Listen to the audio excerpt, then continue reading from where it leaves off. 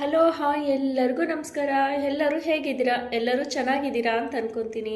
ಬನ್ನಿ ಫ್ರೆಂಡ್ಸ್, ಇವತ್ತು ಒಂದು ಒಳ್ಳೆ ವಿಡಿಯೋ ಮಾಡಿ ನಿಮ್ಮ ಮುಂದೆ ಬಂದಿದ್ದೀನಿ. ಅದೇನು ವಿಡಿಯೋ ಅಂತ ಗೊತ್ತಾಗಬೇಕಂದ್ರೆ ನೀವು ನನ್ನ ವಿಡಿಯೋನ ಸ್ಕಿಪ್ ಮಾಡದೆ ಕೊನೆವರೆಗೂ ನೋಡಿ. ಆಮೇಲೆ ಇನ್ನೊಂದೇನಾದರೂ ಹೊಸಬ್ರು ಯಾರಾದರೂ ನನ್ನ ವಿಡಿಯೋ ನೋಡ್ತಾ ಇದ್ದರೆ ಪ್ಲೀಸ್ ಸಬ್ಸ್ಕ್ರೈಬ್ ಮಾಡಿ. ವಿಡಿಯೋ ಇಷ್ಟ ಆದಲ್ಲಿ ಒಂದು ಲೈಕ್ ಕೊಡಿ, ಒಂದು ಕಮೆಂಟ್ ಬಾಕ್ಸಲ್ಲಿ ವಿಡಿಯೋ ಹೇಗಿದೆ ಅಂತ ಕೂಡ ತಿಳಿಸಿ.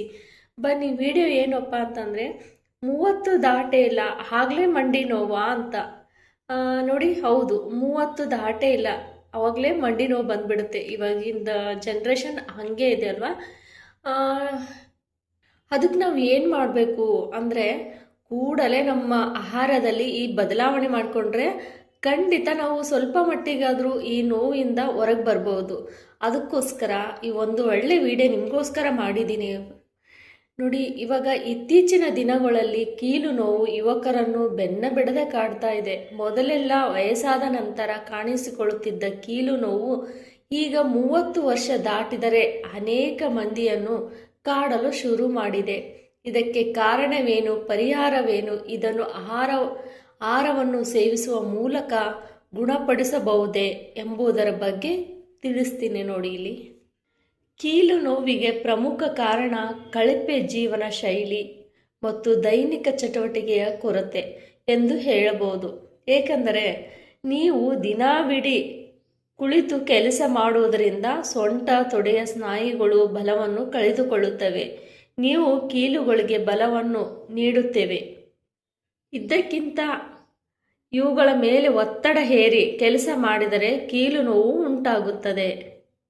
ನಮ್ಮ ತೂಕವನ್ನು ನಿಯಂತ್ರಣದಲ್ಲಿ ಇಟ್ಟುಕೊಳ್ಳುವುದರ ಜೊತೆಗೆ ನಮ್ಮ ಆಹಾರದ ಬಗ್ಗೆ ಜಾಗರೂಕತರಾಗಿರೋದು ಜೊತೆಗೆ ನಾವು ಕೀಲುಗಳ ಬಲವನ್ನು ಖಚಿತಪಡಿಸಿಕೊಳ್ಳಬಹುದು. ವಿಶೇಷವಾಗಿ ಮೊಟ್ಟೆ ಮತ್ತು ಹಾಲಿನಂಥ ವಿಟಮಿನ್ ಡಿ ಮತ್ತು ಕ್ಯಾಲ್ಸಿಯಂ ಸಮೃದ್ಧವಾಗಿರುವ ಆಹಾರವನ್ನು ಸೇವಿಸಬಹುದು. ಮತ್ತು ಕಿತ್ತಳೆ ಮತ್ತು ಕ್ಯಾರೆಟ್ನಂಥ ಉತ್ಕರ್ಷಣ ನಿರೋಧಕಗಳಲ್ಲಿ ಸಮೃದ್ಧವಾಗಿರುವ ಹಣ್ಣುಗಳು ಮತ್ತು ತರಕಾರಿಗಳನ್ನು ನಾವು ಸೇವಿಸಬಹುದು. ತೂಕ ಇಳಿಸಿಕೊಳ್ಳುವುದರಿಂದ ಮತ್ತು ಪ್ರತಿದಿನ ವ್ಯಾಯಾಮ ಮಾಡುವುದರಿಂದ ಕೀಲುಗಳ ಸಮಸ್ಯೆಯಿಂದ ಮುಕ್ತಿ ಪಡೆಯಬಹುದು.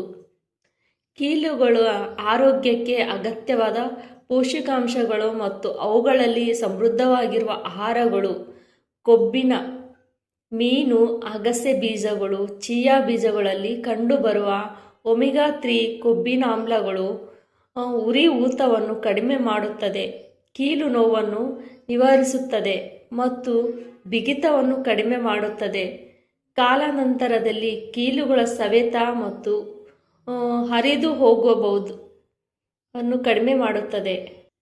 ಹೆಚ್ಚುವರಿಯಾಗಿ ಹಸಿರು ಎಲೆಗಳ ತರಕಾರಿಗಳು ಮತ್ತು ಸೂರ್ಯನ ಬೆಳಕಿನಲ್ಲಿ ಕಂಡುಬರುವ ವಿಟಮಿನ್ ಡಿ ಮತ್ತು ಕ್ಯಾಲ್ಸಿಯಂ ಮೂಳೆಗಳು ಬಲಪಡಿಸುತ್ತದೆ.